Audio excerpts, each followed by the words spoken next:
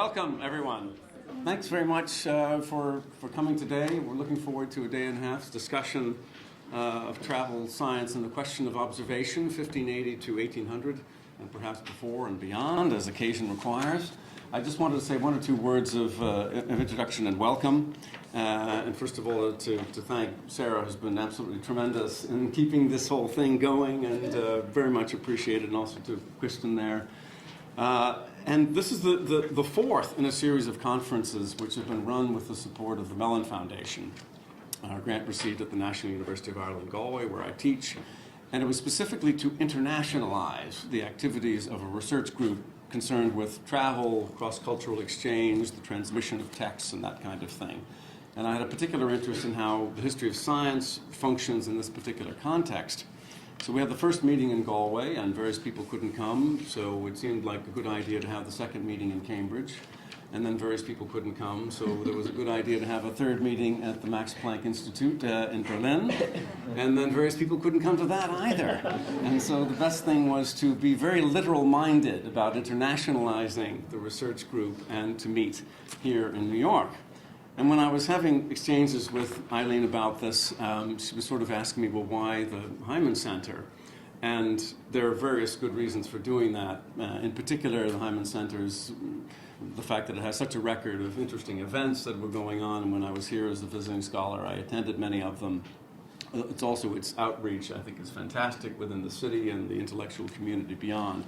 But actually, the real reason is Eileen. Everyone will realize what I'm saying, that Eileen is the real reason for having an event here. So I want to say thank you to you, and very much looking forward to our discussions. So I don't really have anything to say, but Dan asked me to sort of do a welcome as well. So I just wanted to welcome you all to the Heyman Center and to tell you a little bit more about the center, but only a little bit, and the collaboration on the conference. So, as many of you know, the Heyman Center is Columbia's sort of central site for the humanities, and the mission is to provide intellectual and physical space for interdisciplinary conversations among members of the Columbia community and the New York City public, but also sometimes beyond, as in this case. And so the idea is to work to bring together faculty and students from across the university and sometimes from across the world to share ideas, think through things together, debate, and sort of collectively consider methodological, conceptual, and ethical issues of common concern and interest. So when Dan got in touch with me about co-hosting a conference on travel, science, and observation, the last of a series of conferences that he's talked about, arising from the Mellon-sponsored project on text transmission and cultural exchange, I sort of jumped at the chance to have the Heyman Center be part of the project's internationalization. So I want to thank you all for also being part of the internationalization of this project, and to thank Dan for including us. And before I begin and before I forget, I also want to thank the exceptionally hardworking staff of the Heyman Center, and in particular Sarah Monks, our program manager, upon whose able shoulders the sort of heavy work of organizing this event has fallen. So thanks. And thank you all. Right. Now I go into my other role, right? Indeed, yes. Okay. Session one. Okay. So the session one is called Home and Abroad. No, it's not. Yes, Home and Abroad in British Questionnaires. And I'm going to introduce Elizabeth Yale first. She'll give her paper. I'll then introduce Asheesh, Siddique, and he'll give his, and then we'll open it up for discussion. So Elizabeth Yale is an assistant professor of history at Western Carolina University, which she tells me is located halfway between Asheville and the Great Smoky Mountains National Park in North Carolina. She's currently finishing a book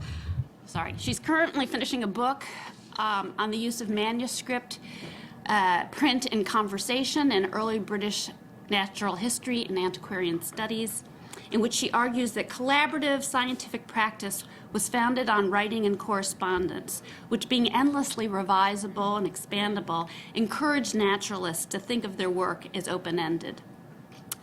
That is, no one book, either in manuscript or print, could represent a fixed or final understanding of nature. This book is due out from the University of Pennsylvania Press in 2015. She has related articles in book history and studies in the history and philosophy of biological and biomedical sciences. She's just embarking on a project on the afterlives of scientific papers in the early modern world, looking at their destruction, preservation, and posthumous publication. Elizabeth? Thank you. Thank you for that introduction, Eileen. So today I want to talk about topographical query lists and travel and the formation of Britain as a scientific object of study in the 17th century, focusing in particular on the work of Edward Lloyd, who is a Welsh philologist, Welsh natural historian, and antiquarian.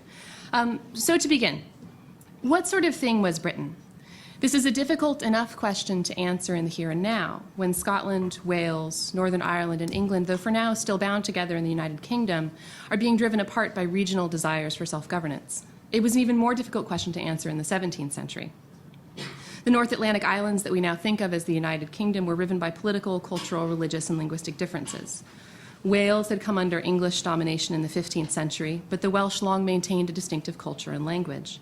In 1603, Scotland came to share a sovereign with England and Wales, but this did not lead immediately to any kind of more thoroughgoing union of either political and administrative structures or cultures.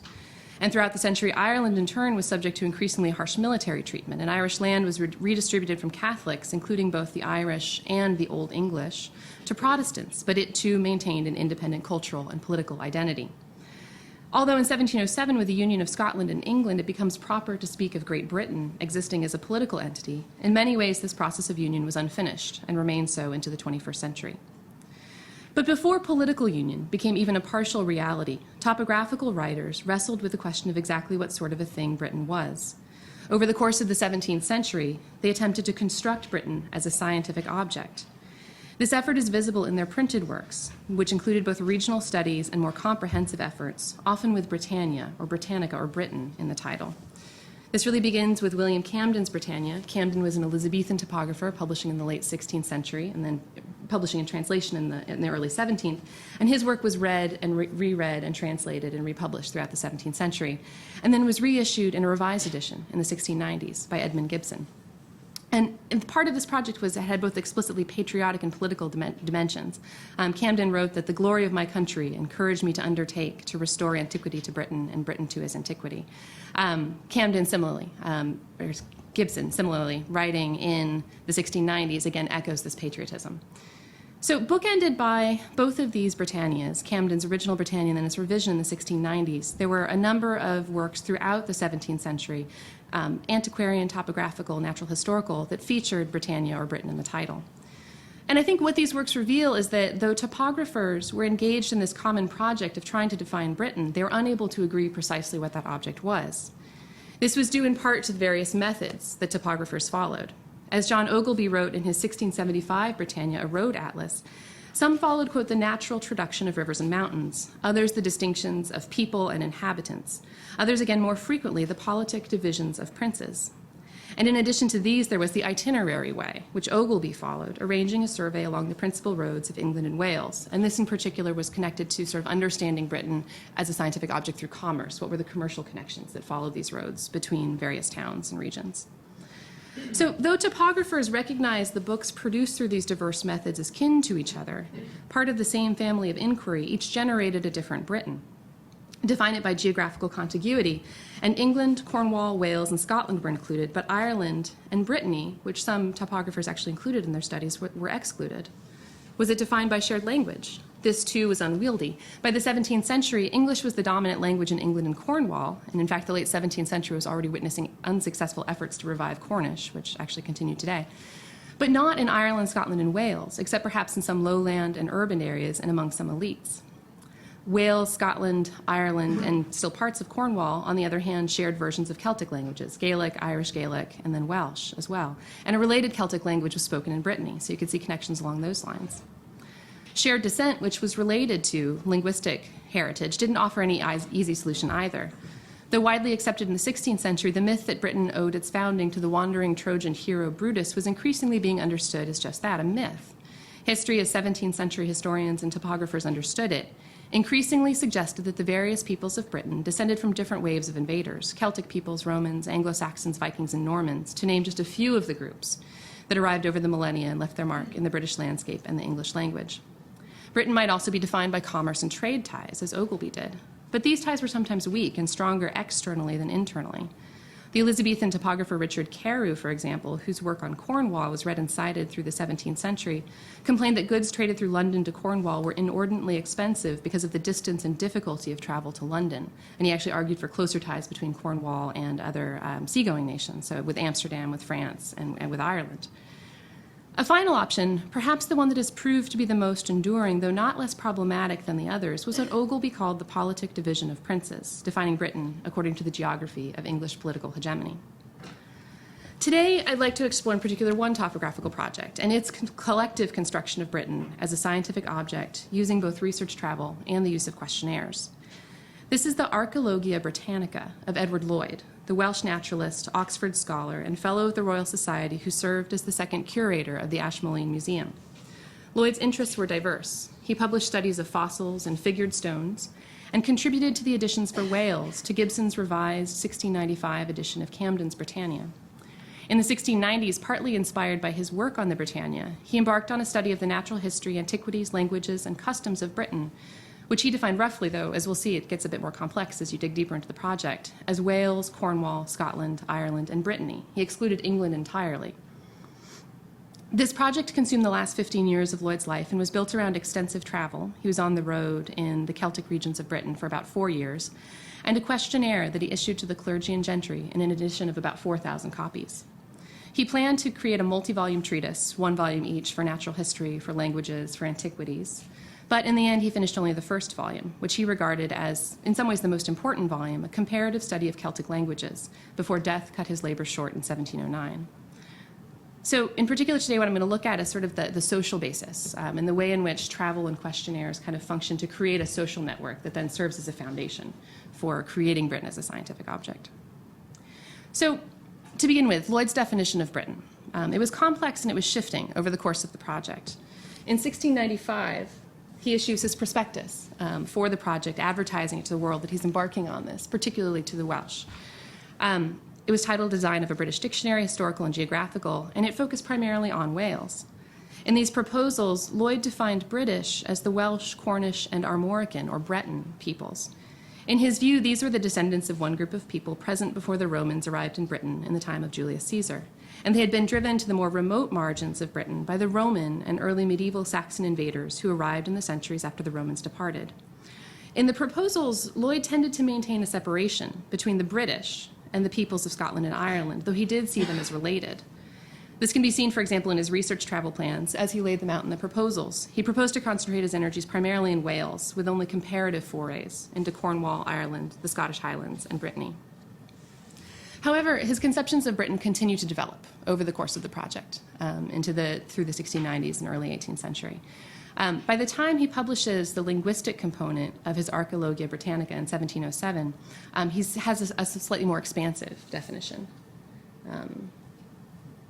Thought I had the title page, but I don't. Sorry about that. So by the time he publishes that, the title page of it describes the Archaeologia Britannica, the larger project of which his glossography, or linguistic component, was a part, was the study of the languages, histories, and customs of the original inhabitants of Great Britain, based on travels in Wales, Cornwall, Britannia, Brittany, Ireland, and Scotland. So within Great Britain, he's certainly including all of these different regions.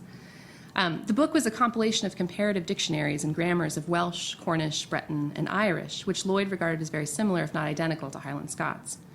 So even within this volume, however, Briton and British are still kind of shifting signifiers. He sometimes glosses ancient Scots as Northern British. And at the same time, he's still maintaining this historical separation between the peoples of sort of the southern realms of Britain, in Wales, Cornwall, and Brittany, and the Scottish that's spoken in the north and west. So he sees these as being languages spoken by two distinct groups of peoples, even though they're possibly related. He tends to associate Scottish with the Picts, the ancient inhabitants of Britain who had been pushed aside by the Britons, just as the Britons were pushed aside by the Romans and the Saxons. So I think what he's trying to do here in this project is this project of mapping shared descent and shared languages and sort of extracting that from the topography. So linguistics is included in this project, and he sees it as foundational because he's using place names and he's using the sort of current distribution of languages to try and figure out historically, where did people live, what did they speak, how are these languages related. So it's this project of trying to extract history from the landscape, or try to extract history from geography. And again, he sees this as foundational because you can't, as far as he's concerned, you can't try and map the history until you know the linguistic distribution, that you're going to get that history from the linguistics. So despite these fractures in Lloyd's concept of Britain and British, one thing was clear. He felt that the only way to understand the history of the languages, and through the languages, the history of these various peoples, was by studying all of them. They were intimately connected, as they had spent centuries jostling along together, pushing each other about, and borrowing from each other's languages. In a letter written while traveling through the Highlands of Scotland, Lloyd noted that most names of places throughout the Kingdom of Ireland and Scotland relish much of a British origin, though I suspect that upon diligent comparison, we shall find that the ancient Scots of Ireland were distinct from the Britons of the same kingdom. Comparative study, again, was the only way to unravel these connections. Hence, Lloyd's project encompassed the spectrum of Celtic antiquities, natural history, and languages, and would require travel across all of these regions, as well as the input and assistance of people in all of these regions. So before turning to Lloyd's use of travel and to his use of the questionnaires or query sheets, I'd like to explore a bit the project's political overtones, both explicit and implicit. Antiquarian reconstructions of Britain's past necessarily spoke to latter-day political divisions, especially when they included representations of Britain's past inhabitants that elevated some at the expense of others. The English looked down upon the scattered peoples of the Celtic regions of Britain as backwards and uncivilized. They lived on marginal, impoverished, often mountainous land, distant from the capitals of commerce and finance and ill-served by 17th century communications infrastructure like roads and canals. And English stereotypes of the Welsh in particular, often based on their rustic pronunciation of English, circulated quite freely. Thus, though it was not uncommon for English antiquaries to identify the past inhabitants of Britain as British, as Lloyd did, it was unusual to regard them as possessing an advanced culture worthy of respect. So just as one example, in the first printed treatise on Stonehenge, Inigo Jones, who's the architect of the Whitehall Palace in London, did identify the past inhabitants of Britain as British. However, he attempted to argue that they were too rude and barbarous of people, too unsophisticated to have actually built Stonehenge. And he argued instead that it must have been built by the Romans, who were the only ones with the understanding of art, science, and mathematics to have constructed a monument like Stonehenge. Lloyd, on the other hand, first of all, took it for granted that these ancient monuments had been constructed by the people he called the British. That was a starting point for him. And he also actually argued seriously that Welsh was a comparatively ancient and sophisticated language, and that certain words in ancient Latin and even Greek could be traced back to the original British.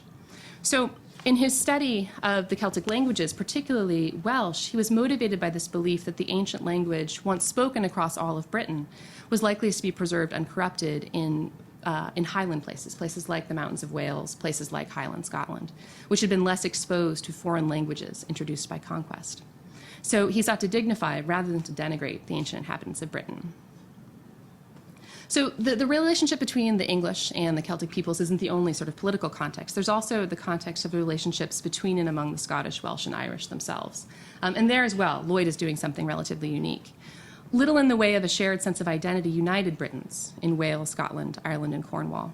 If anything, the gentry and nobility in these regions looked toward London for their culture and their sense of identity. This can be seen, for example, in the process of negotiation that led to the Union of Scotland and England in the very year that Lloyd published the first volume of the Archaeologia Britannica. In the early 18th century, leading politicians among the Scots looked to the relationship between England and Ireland, just as an example, not in solidarity, but primarily as an example of colonial dependency to be avoided at all costs. This orientation towards England was also visible in the histories that both the Welsh and the Scottish wrote, to the extent that these histories try to identify any kind of basis for union between the various regions or nations of Great Britain. They're seeking a union either between Wales and England or between Scotland and England, to the exclusion of these other identities. And then on the other hand, amongst the quote-unquote vulgar, those whose horizons were encompassed by parish and village society and spoke no English, local identities and local relationships were paramount. We see this really well in the attitudes that were that some of Lloyd's informants conveyed, that in just writing to him and receiving his letters, they said that their name was coming into question locally, that they were being suspected or being laughed at by some of their neighbors because they were involved in this kind of international project and these international concerns. So, and finally, while the Welsh, Scottish, and Irish gentry and clergy were increasingly interested in antiquities and natural history, their interest was largely confined to mapping out local topography, rather than uniting these regions under the banner of Britain.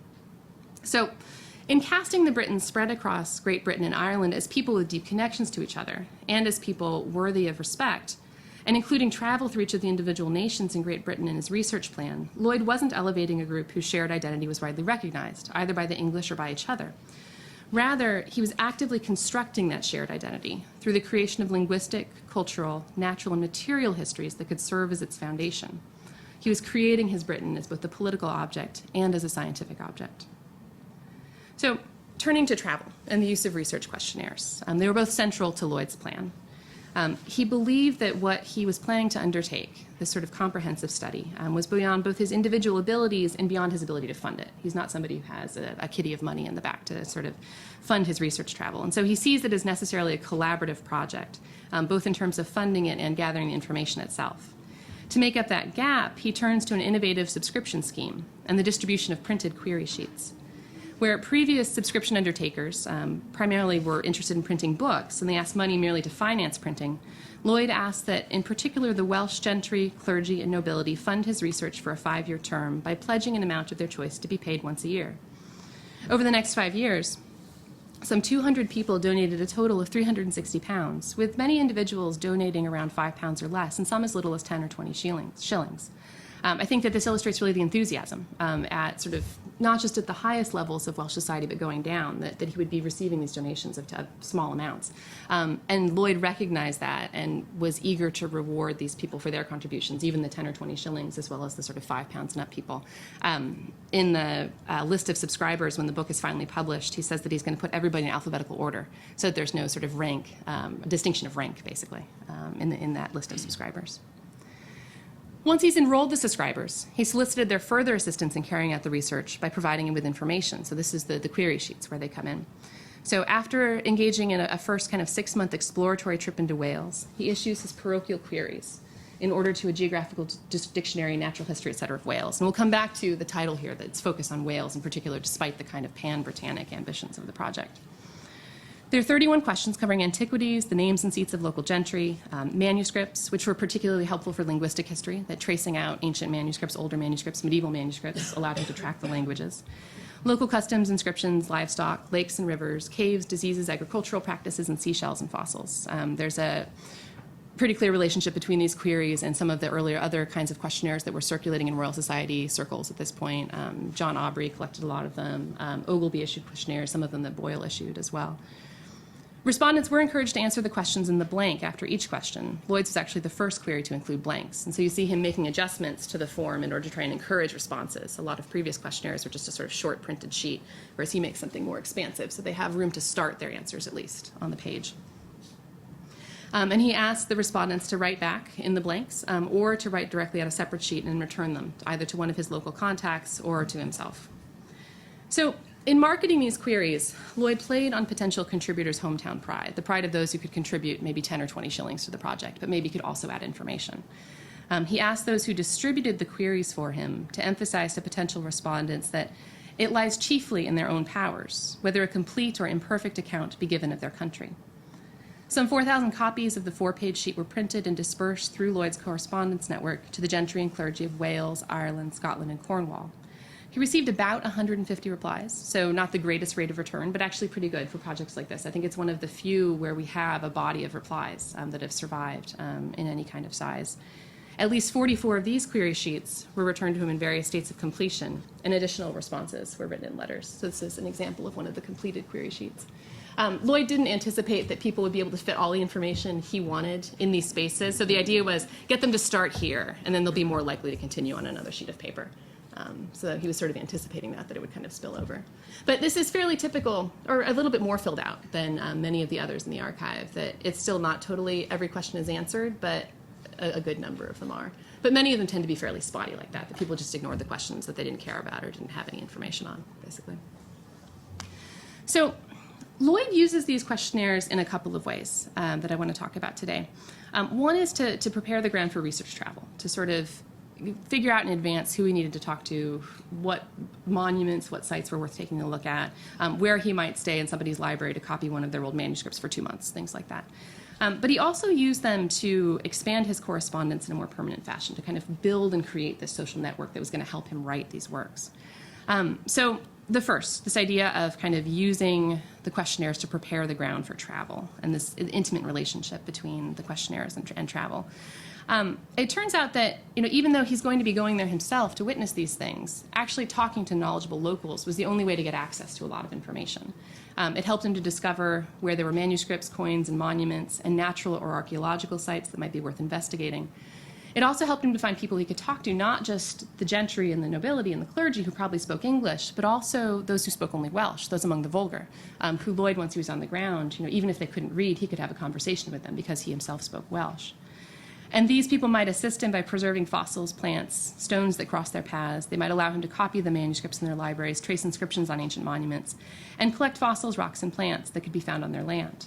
So he needs to have these relationships with people, to build these relationships with people. And he does that through the query sheets, the questionnaires, and through the subscription process. And interestingly as well, part of the point of traveling was not just to observe and collect firsthand, but also to collect the query sheets themselves. That as he was passing through any particular area, he would sort of call for people to bring him if they'd filled out query sheets. And so getting the information from people was part of the point of traveling. Again, he's taking all these measures to make it easier for people to submit them, right? Not expecting them necessarily to go to the trouble of mailing them back. But he'll come and personally collect them. So he also uses the query sheets and the subscription proposals to expand his correspondence in a more permanent fashion. He didn't want to just sell books to his subscribers, and he didn't want to just use them as contacts for the duration of research travel. Rather, he wants to keep the information flowing. He wants to keep the information traveling once he's back from his research trip. He wrote to a friend at the end of the trip, quote, "Being after a tedious ramble of 4 years at length, returned to the place from whence I set out, 'tis my duty to return most humble thanks to my best friends and greatest patrons, who have enabled me to perform such expensive travails. And necessary I should entreat their farther assistances to correspondence and information, in case anything may recur remarkable, during the time I shall be culling out of the permanent part of my collection, and digesting it for the press." So again, he's hoping to engage people in a wider collaboration. As correspondents, they could continue to help him write books by sending him useful facts and observations. And so he sort of uses these printed instruments of the subscription proposal and the query sheet in order to encourage more writing to happen, in order to expand that correspondence and to make it durable in many ways. I think that this illustrates really well the sort of social foundations upon which Lloyd is constructing Britain as a scientific object, that creating a body of knowledge about Britain depended upon creating this body of social connections, as well as sort of people distributed across the land in which Lloyd was interested. And just expanding on that a little bit, part of the point of the travel, too, was to, again, kind of enhance those social connections so the information would keep flowing. So, for example, a lot of the travel was about visiting people and conversing with people face-to-face who he'd corresponded with. And you see the importance of this in his letters, where he sort of skips over somebody who'd been corresponding with him, and they get very angry with him, that you're not coming face-to-face to talk to me. I've been sending you all this information. Certainly I deserve at least a visit, basically, while you're here. And people who feel slighted in that way end up not contributing any further to the project. They just sort of drop out entirely because they feel so offended that he's not really willing to sort of sit down and have a cup of tea with them. So this sort of the social connections are crucial to the success of the project. So, building on that a bit, the relationship between these social connections and the creation of Britain as a scientific object in Lloyd's Archaeologia Britannica, I want to talk a little bit about the actual process of the diffusion of the queries, who they went to, and where he was sort of most intensely distributing them. Most of them, in fact, did go to Wales. There were only a very few copies reserved for Cornwall, Ireland, and Scotland. And this process of distribution can be seen in this quote, which is from one of his letters to a Welsh compatriot. Basically, this sort of illustrates a really sort of thick level of social contacts that he has in Wales. I sent by Mr. K. Eaton a parcel of queries to Mr. Price of Wrexham, with a great many more to your worship, directed to be left with your brother, half a dozen to Chancellor Wynne, Robert Wynne, sort of a fellow of Jesus College, which is the Welsh college at Oxford, and the college of which Lloyd himself was an alumnus. Some from his brother William, a dozen to Dick Jones, the like number between a man and his father, 2 to Mr. Humphreys of Meredy, 4 to your brother David, about 50 to the parson of Dolgellau. Another man took a good parcel to Anglesey, and about a dozen to the schoolmaster of Bangor. And then he's asking his correspondent to take them to his kinsman in Flintshire, because Lloyd has no acquaintance there. It's a lot of names and a lot of relationships, but I think what's really interesting about it is that it illustrates, again, that the kinds of social connections that are making this project possible. That it's family connections, it's local connections, it's finding the one individual in a town who is sort of locally prominent and will have access to people who might have information. the schoolmaster of Bangor, the parson of Dolgellau. These are the sort of the social level that we're talking about, people who are locally prominent and may have access to other people. Also the family basis of a lot of this, that it's through brothers, it's through fathers, it's through kinsmen as well, that those connections are really important in terms of making this project successful. And then finally, he's got 4,000 queries, 3 to a parish in Wales, and then just a few for Cornwall, et cetera, right? So the focus is clearly very much in terms of distributing the queries on Wales and not on the rest of Britain. You see this in some of his other letters as well, that he does send some copies to Scotland, but his connections on the ground in Scotland are very thin. So he sends a few via the naturalist Martin Lister, who has a few contacts in the north, including the naturalist Robert Sibbald, who is an author who writes a natural history of Scotland. But Lloyd himself is only able to identify maybe one person in all of Scotland who he can theoretically send questionnaires to, and that's James Garden, who's a professor at Aberdeen with an interest in antiquities. Lloyd writes that Garden was a person of considerable interest in the Highlands amongst the clergy, and so might be able to disseminate a number of the questionnaires. But neither Lloyd nor Lister, to whom Lloyd was writing, knew him personally. So again, there's this sort of thinness of the social contacts in other parts of Britain. So I think as these examples illustrate, Lloyd distributed his query sheets and the subscription proposals as well, though I haven't talked as much about those, through his social contacts. Recipients were at most 1 or 2 steps removed from direct acquaintance with him. And because these social contacts were concentrated primarily in Wales, in relying on questionnaires, he necessarily focused most heavily on Wales. This held over in his travel as well, that the depth of his social contacts was really important.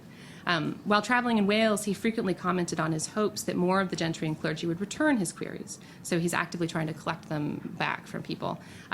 In Scotland, Cornwall, and Ireland, you don't see those kinds of comments anymore, that he just doesn't have the kind of depth of social knowledge in those regions. He had many contacts in Wales, but only one in all of the Highlands, and even that was one sort of 2 steps removed. On the travel as well, what we find is that in places where he was less well known, his ability to travel was actually actively impeded. He wasn't able to gather information of the depth and breadth he desired. And in places like Cornwall and Brittany, and even in parts of Wales where he was less well known, he was actually accosted under the suspicion that he was a tax collector or a spy. And in Brittany, he was thrown in jail. And he suspected throughout his travels, and again, this is even true in Wales and places where he wasn't well known, that people were intercepting his mail and reading it, again, under the suspicion that he was a tax collector and spy. And he thought that many of his letters weren't getting through, primarily to people that he was writing to in England in English, right? So that the foreign language in these regions of Wales was very suspicious. So even more than this, the sort of social aspect of this, he'd also, remember, reconstructed these parochial queries as parochial queries towards a geographical dictionary, natural history of Wales, right? So I think to a certain extent this indicates his awareness of how this is going to work, right? That he has to appeal to his main social base, which is the Welsh gentry and clergy. And so if he wrote this as a description of Britain, they're less interested, right? But if it's about Wales, they're really engaged in the project. He had questions, even beyond just the title of the thing. He had questions that sort of spoke to specifically Welsh concerns. So a question on regional linguistic variation specifically asked respondents to give information on differences between English as spoken in southwestern Wales and in the western counties of England. There's no such similar question, say, asking respondents to differentiate Scots Highland Gaelic from what was spoken in the lowlands of Scotland. Martin Lister, who was going to send queries to Scotland for him, actually suggested altering the questionnaires for distribution in Scotland, but Lloyd refused. And I'm searching more for a bit of reason why he would have refused. I don't know if it had to do with printing costs or not, but I'm trying to figure that out. So though the queries were distributed across the British parts of Britain, they were neither designed nor distributed with all the British in mind. And to the best of our knowledge, this is reflected in the replies that Lloyd received. He only got replies from Wales and a few of the English counties along the border where some Welsh was still spoken and Welsh place names persisted. So in conclusion, Lloyd defined Britain from the margins, these Celtic margins, which are margins according to the English perspective, arguing that the only way to understand the history of the British peoples was to understand these historical interconnections between the various peoples of Wales, Scotland, Ireland, and Cornwall. Yet if we dig a bit deeper into the social foundations of the project and the way in which he used the questionnaire as a tool for collecting data and managing and disciplining and encouraging collective observation and collaborative observation, we see more clearly the persistently Welsh focus of the project. Lloyd, a Welshman himself, by no means broke free of his and his sponsors and respondents' dominant interest in their own national history and topography.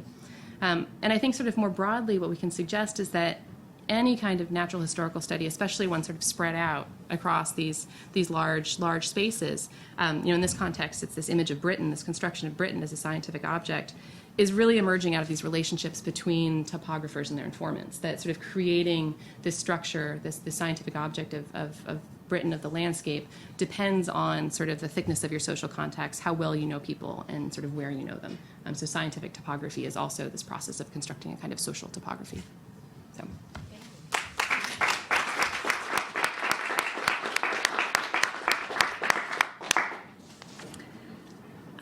So our next paper, which is called Questionnaires, Paperwork, and the Problem of Governance in the Late 18th Century British Atlantic Enlightenment, is by Asheesh Siddique. And he's a fifth-year PhD candidate in the history department here at Columbia. His interests lie in the history of 18th century Europe, the Atlantic world, and the Enlightenment. And he's currently working on a dissertation entitled The Mediated Unmaking of Empire, Paperwork, Archive, and Political Praxis in the Late 18th Century British Atlantic Enlightenment and its Aftermath. The research for which has been supported by a number of institutions, including the Social Science Research Council, the Omohundro Institute, and the American Philosophical Society. This is a history of administrative paperwork and archival practice in the British Empire, in which he considers how paperwork was used as a tool of governance and knowledge collection. His talk today draws on a chapter that looks at the particular role of queries and questionnaires as a form of administrative paperwork in the Atlantic. So, Asheesh? Thank you. Thanks so much to Dan and Carey for organizing and inviting me to participate in this conference, and to Eileen, Gillooly, Sarah Monks, and the rest of the staff at Columbia for their work in making this occasion possible. My talk today draws from a much larger dissertation project I am engaged in, a history of administrative paperwork and state archival practice in the British Atlantic in the decades following the 7 Years' War, a global conflict in the middle of the 18th century fought mainly between Britain, France, and Spain.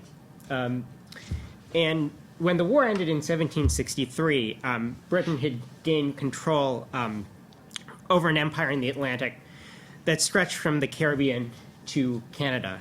And as a matter of regularized practice, the governance of the colonies and spaces that formed this empire required the constant transaction and circulation of instructions, forms, and orders from London to the Americas, and the return of more letters, accounts, and forms back from the colonies, what I'm calling paperwork.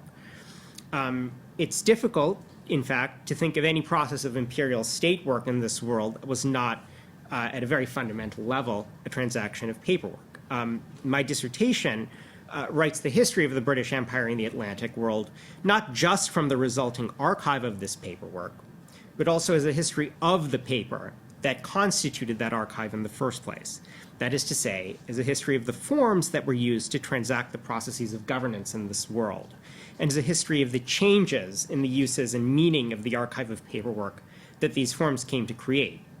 In this talk, I will be really talking about just a sliver of the project by discussing one of the forms that constituted the larger ecology of material governance in the British Atlantic, the query. From the late 17th century, the Board of Trade, the administrative institution with substantial oversight of the colonies of British America, intermittently sent queries to governors of these colonies asking for information on political, social, environmental, and economic conditions in those colonies. The board circulated these queries with a political and economic project in mind, ensuring that the colonies were both prosperous and well-governed. And in this talk, I'm going to be interested in the queries the board sent to governors in the islands in the Caribbean that Britain acquired control of as a result of military victory in the 7 Years' War.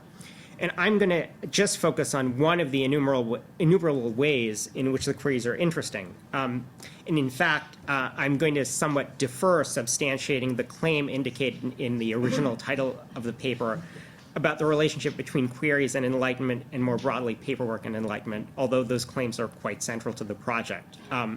But for now, what I want to explore is the way in which governors' responses to queries were occasions of completing paperwork that not only were situations where information was provided, but also places where governors used the occasion of bureaucracy to place colonies and, in fact, their own administrative practices in a favorable light. Put another way, queries as a transaction of administrative knowledge functioned as a site for doing politics. In 1773, the Earl of Dartmouth, the head of the Board of Trade, sent a set of queries to governors in the Americas, both in the Caribbean and in North America, as you can tell from this modern printed version of the head of the circular letter the board sent dispatching them. The occasion for sending these queries arose not from the absence per se of paperwork already sent to the board from the governors about their colonies, but rather a sense of the inadequacy of this paperwork.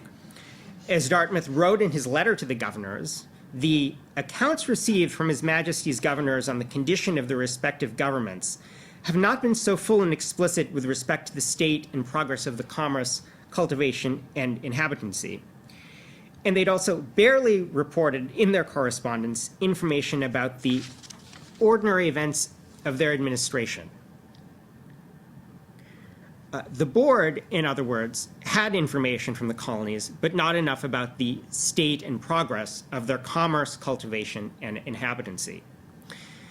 Dartmouth, in fact, gestured at another related reason for circulating these queries, ensuring the continuity of what he described in the letter as the rapid progress of the colonies in these areas of economic productivity and population. Obviously, a request for information, Dartmouth's queries appear to also be more. In communicating these queries to the colonies, Dartmouth also communicated the political priorities of the center. The governors, in fact, were given a political context through the